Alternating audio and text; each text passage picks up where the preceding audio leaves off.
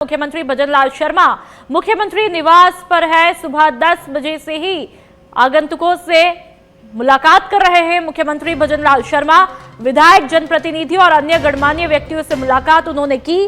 Deputy CM दिया कुमारी ने भी मुख्यमंत्री भजनलाल शर्मा से भेंट करके घूमर महोत्सव 2025 का निमंत्रण दिया।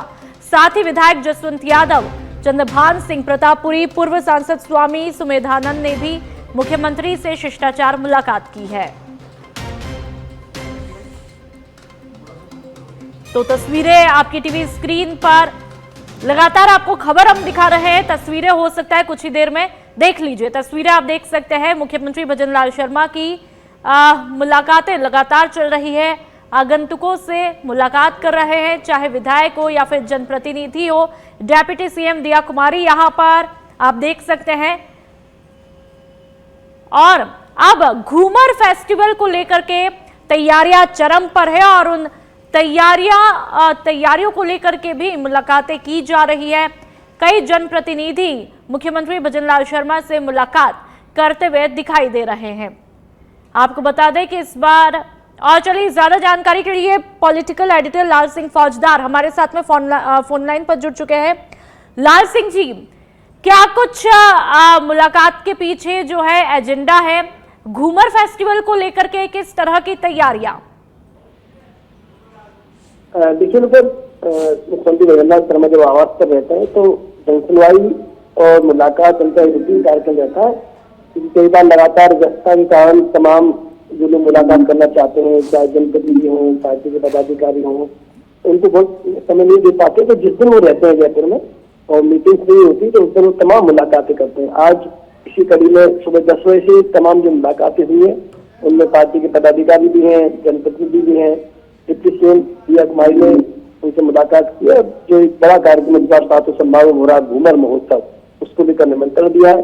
इसके साथ ही जसवंत यादव, विधायक भैरव, चंद्रभान सिंह चौहान, विधायक चित्तौड़गढ़, विधायक प्रतापपुरी, छोटी सिंह स्वामी, सुमेधानंद सरस्वती, तमाम पार्टी के नेताओं ने मुख्यमंत्री भजनलाल शर्मा से मुलाकात की। अपने क्षेत्र को लेकर चर्चा और विकास को कैसे आगे बढ़ाया जाए, इन तमाम मुद्दों पर चर्चा हुई है। जी अच्छा, ठीक है। तमाम जानकारियों के लिए बहुत बहुत शुक्रिया।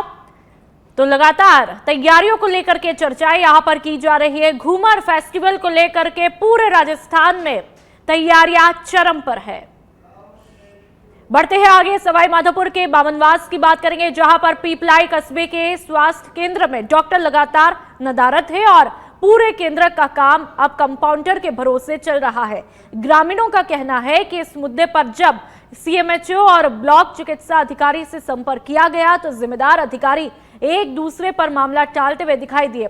डॉक्टर की अनुपस्थिति के कारण मरीजों और आसपास के गांवों के लोगों को इलाज करवाने में बड़ी परेशानी हो रही है। स्थानीय लोगों ने मांग की है कि स्वास्थ्य केंद्र पर तुरंत नियमित डॉक्टर की तैनाती की जाए और स्वास्थ्य सेवाओं को पटरी पर लाया जाए। तो तस्वीरें आपकी टीवी स्क्रीन पर, मरीज यहां पर परेशान है, जिसके चलते तमाम ग्रामीणों का वहां पर गुस्सा फूट पड़ता है और तत्काल कार्रवाई की मांग करते हुए ये तमाम मरीज जो आप देख पा रहे हैं। हैरानी की बात यह है कि कंपाउंडर के भरोसे ही यहां पर स्वास्थ्य सेवाओं को चलाया जा रहा है। अब आप सोचिए, जब एक मरीज अपनी बीमारी को लेकर के इस उम्मीद से इस चौखट पर पहुंचेगा कि मैं जब यहां पर जाऊंगा ठीक होकर के आऊंगा, लेकिन तस्वीरें उलट ही देखने को मिलती है। कंपाउंडर खुद यहां पर डॉक्टर बने फिरते हैं और ऐसे में जाहिर सी बात है कि आपके स्वास्थ्य के साथ में एक बड़ा खिलवाड़ भी हो सकता है। इसी कारण इन मरीजों का गुस्सा यहां पर फूट पड़ता है।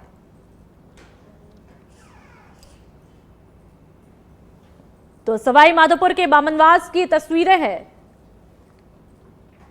क्या कब से डॉक्टर साहब नहीं है ईएससी पीपलाई में? डॉक्टर साहब 28 दिसंबर से नहीं है। 28 अक्टूबर से? 28 अक्टूबर। अच्छा। जो पहले डेपुटेशन पे डॉक्टर वो भी चले गए हैं ना? वो भी चले गए, काफी टाइम से परेशान। आप क्या लेने आए हो यहाँ? इलाज करवाने आए। डॉक्टर नहीं है यहाँ? डॉक्टर साहब नहीं है। जब से अवकाश में सीसीएल अक्टूबर से 28 अक्टूबर से अवकाश। कितने दिन हो गए वो हॉस्पिटल में डॉक्टर आए? हमने आपको पता तो भी CCL अवकाश पे नहीं, फिर भी 10 दिन के 15 दिन के 20 दिन 28 अक्टूबर के बाद होंगे। 27 अक्टूबर के बाद कोई डॉक्टर साहब नहीं है। PSC पिपलाई बेसिक पिपलाई प्राथमिक स्वास्थ्य केंद्र। डूंगरपुर जिले की गलियाकोट पंचायत समिति अब क्वार्टर्स पत्थर का नया अवैध खनन केंद्र बन गई है। माइनिंग पुलिस और वन अधिकारियों की कथित मिलीभगत से रात के अंधेरे में भारी मशीनों से पहाड़ियों और जमीनों को खोखला करके क्वार्टर्स पत्थर निकाले जा रहे हैं। खनन माफिया इन पत्थरों को गुजरात में महंगे दामों पर बेचकर करोड़ों रुपए का मुनाफा कमाते हैं। वहां के लोग और वन भूमि अब लगातार नुकसान का सामना कर रहे हैं, जबकि जिम्मेदार अधिकारी मूक दर्शक बने बैठे हैं।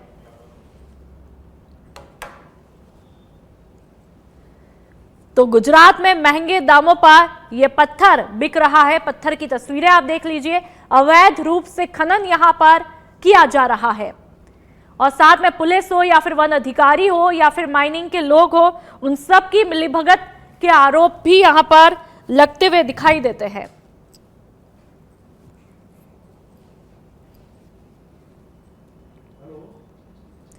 तो डूंगरपुर की ये तस्वीरें हैं जहां पर क्वार्टर्स पत्थर के अवैध खनन की बातें कही जा रही है। हैरानी की बात यह है कि मिलीभगत की बात सामने आ रही है और गुजरात में इन्हीं पत्थरों को महंगे दामों पर बेचा जाता है।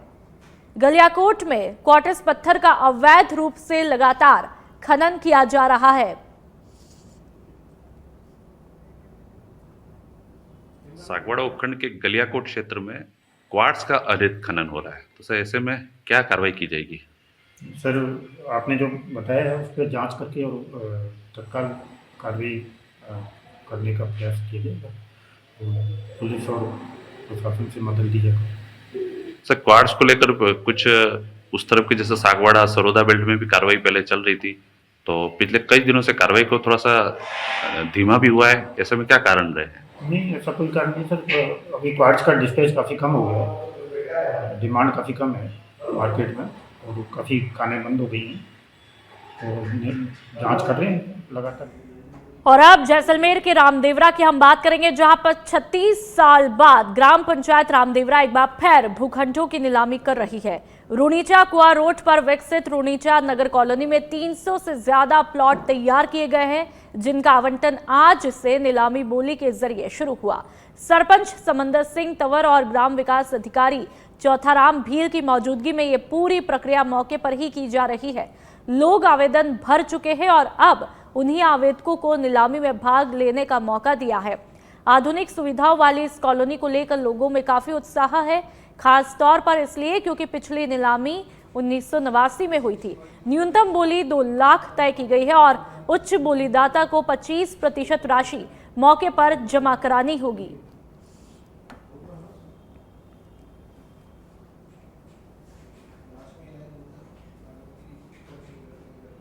तो सभी सुविधाओं से लैस यह आधुनिक कॉलोनी जैसलमेर की तस्वीरें। 36 साल बाद फिर भूखंडों की नीलामी शुरू हुई है। ये तमाम भूखंड, ये प्लॉट आप देख सकते हैं। और अब झुंझुनू की हम बात करेंगे, जहां पर मंडावा में किसानों का बिजली विभाग पर गुस्सा देखने को मिला है। कुहाड़ू में मौजाज फीडर की रात की सप्लाई दिन में करने की मांग की गई है। दर्जनों किसानों ने बिजली विभाग कार्यालय में ज्ञापन सौंपा। रात की सप्लाई से सर्दी में फव्वारे बदलने में परेशानी होती है। तो झुंझुनू की ये तस्वीरें, किसानों का बिजली विभाग पर गुस्सा फूटा है और मौजाज फीडर की रात की सप्लाई दिन में करने की मांग यहां पर की गई है। किसानों ने बिजली विभाग कार्यालय में ज्ञापन भी सौंपा। रात की सप्लाई से फव्वारे बदलने में परेशानियां होती है। इन तमाम किसानों का दर्द है। अब ऐसे में देखना यह है कि जब आप दर्द को उम्मीद के साथ में सही जगह पर रखते हैं, उसका समाधान होता है या फिर तस्वीरें एक बार फिर दोहराई जाती है। और दोहराई जाती है तो वाकई में ये बड़ी विडंबना होती है कि हमारी जो 3 फेज सप्लाई है मौजाज फीडर की, वो शाम को 5 बजे से चालू की है। हम ये चाहते हैं या तो सभी फीडरों पे परिवर्तन के हिसाब से जैसे भी हमारा नंबर आए उस हिसाब से दे दी जाए, या फिर हमारी जैसे भी व्यवस्था करके दिन की सप्लाई चाहते हैं हम 3 फेज सप्लाई। इसलिए बिजली बोर्ड को अवगत कराने आए समस्त गांव की ओर से।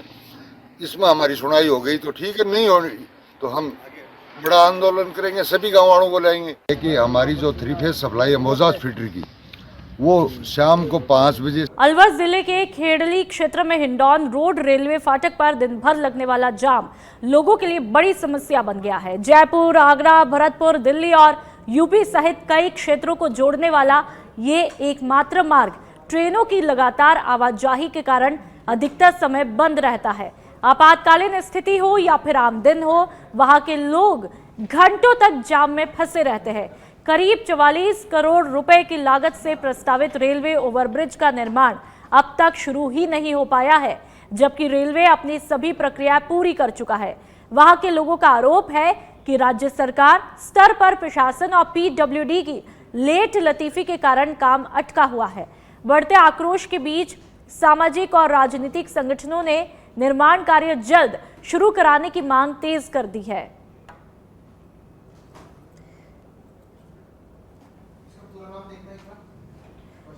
तो अलवर के खेड़ली की तस्वीरें, जहां पर जाम की वजह से लोगों को काफी परेशानियां होती है।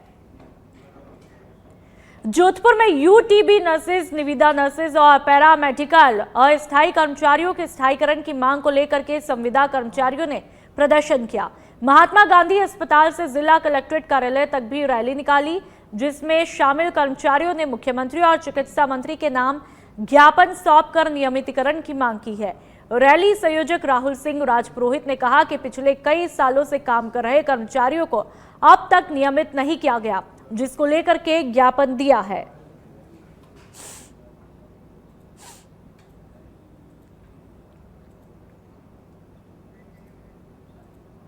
संवर्ग के जो अस्थायी नर्सेज है या अस्थायी कर्मचारी है, निविदा कर्मचारी है, उनकी मुख्य मांग है जो लंबे समय से चली आ रही है। ये अल्प वेतन में जो कार्य कर रहे हैं कई सालों से, जिनका नाम मात्र वेतन 7,000 रुपए, जो आज की महंगाई के दौर में जिसका घर चलाना, बच्चों की शिक्षा और उनका पोषण करना न के बराबर है, नामुमकिन है।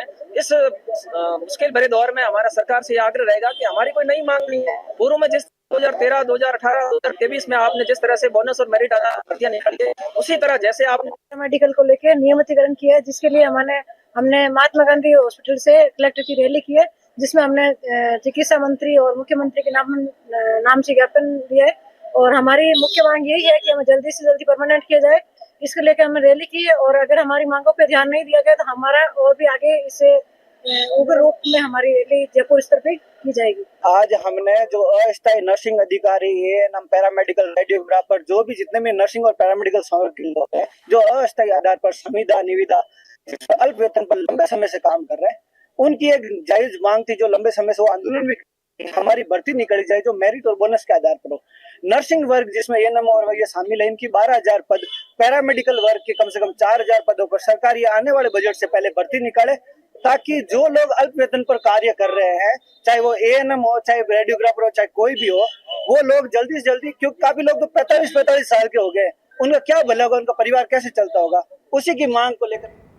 और अब 12 की हम बात करेंगे, जहां पर मांगरोल उपखंड की ग्राम पंचायत महुआ के मुंडली भैरुजी गांव में राजकीय उच्च प्राथमिक विद्यालय के छात्र छात्राओं ने स्कूल गेट के सामने मेन रोड पर ब्रेकर लगाने की मांग को लेकर के नारेबाजी की। छात्रों का कहना है कि लंबे समय से ये समस्या बनी हुई है और कई बार संबंधित अधिकारियों से अनुरोध करने के बावजूद अब तक कोई ठोस कदम ही नहीं उठाया गया।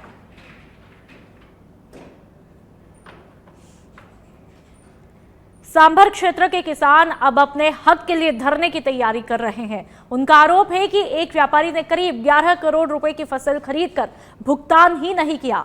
लगातार आश्वासन मिलने के बावजूद किसान अब तक न्याय से वंचित है और प्रशासन की उदासीनता से भी गुस्से में है। किसानों ने प्रशासन को चेतावनी देते हुए कहा कि अब सब्र की सीमा खत्म हो चुकी है और न्याय मिलने तक संघर्ष जारी रहेगा।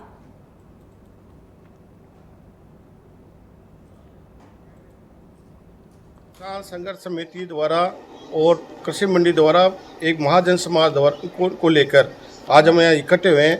किसानों का जो माल था उसको लेकर किसानों ने का माल लेकर व्यापारी भग चुका, उसके परिजन से वार्ता हो चुकी। मान लीजिए डिप्टी साहब सांबर साहब के ने उन्होंने जो केस ले रखा है, उन्होंने मेरे को आश्वासन दिया है कि आपका पेमेंट मिल जाएगा। महाजन समाज ने भी बार बार हमारे को ये कहा कि हम एक दिन 2 दिन 1 दिन, इसी को लेकर आज हम इकट्ठे हुए। पहले हमने कई बार माननीय डिप्टी सीएम साहब को, माननीय पहले भूतपूर्व कितनी करोड़ रुपया का आपने महाजन से मांगते हो? 11 करोड़ का मैटर है साहब।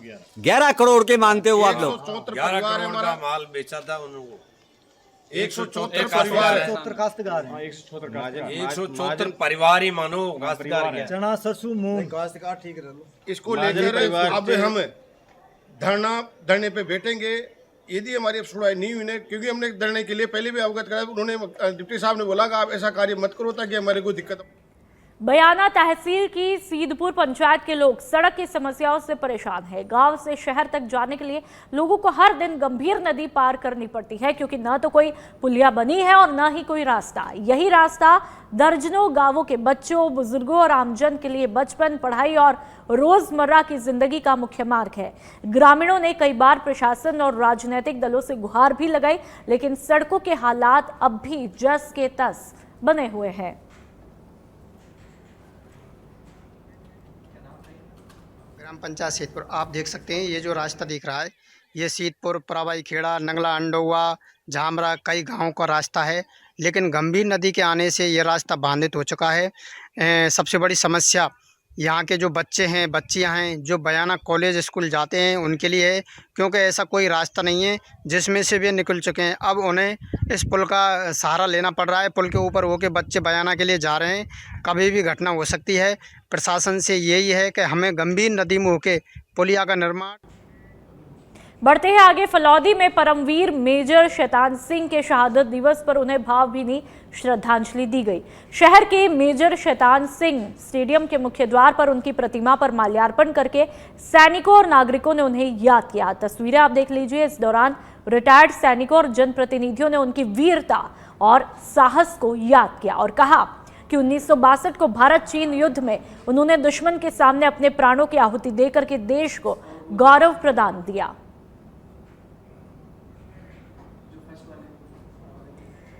भीलवाड़ा के कोटड़ी में पुलिस की चौकसी ने एक संभावित वारदात को टाल दिया है। सोमवार देर रात मंशा चौराहे से गुजरते समय गश्त पर निकली पुलिस टीम की नजर एक दुकान के आधे खुले शटर पर पड़ी। तुरंत जांच करने पर पाया गया कि दुकान खाली थी और शटर गलती से खुला रह गया था। पुलिस ने तत्परता दिखाते हुए शटर सुरक्षित रूप से बंद करके चाबी को थाने में जमा करवा दिया, जिससे किसी भी अप्रिय घटना से बचाव हुआ। सुमेरपुर पंचायत समिति में 1962 की भारत चीन युद्ध के वीर सपूत और परमवीर चक्र सम्मानित मेजर शैतान सिंह की 64वीं पुण्यतिथि पर श्रद्धांजलि कार्यक्रम आयोजित किया गया। कार्यक्रम राष्ट्रगान से शुरू हुआ और समाजजन और अधिकारियों ने मेजर शैतान सिंह की प्रतिमा पर माल्यार्पण किया और उनके अदम्य साहस और राष्ट्रभक्ति को याद किया। जन्मे मेजर परमवीर चक्र विजेता मेजर शैतान सिंह जी भाटी ने आज ही के दिन 18 नवंबर 1962 को चुशुल की घाटी में रेजांगला मोर्चे पर शहादत दी थी, वीरगति को प्राप्त हुए थे। इनके साथ इनके 120 बहादुरों ने वहां पर वीरगति पाई थी। भारत चाइना युद्ध में ये एक लड़ाई ऐसी थी जिसमें भारतीय सेना ने दुश्मन की सेना यानी चीन की सैकड़ों सैनिकों को उन्होंने मौत के घाट उतारा था और उनको आगे बढ़ने से रोका था। इस ऐसे मौके पर हम वीर मेजर शैतान सिंह जी और उनके पूरे समस्त सैनिकों को शत शत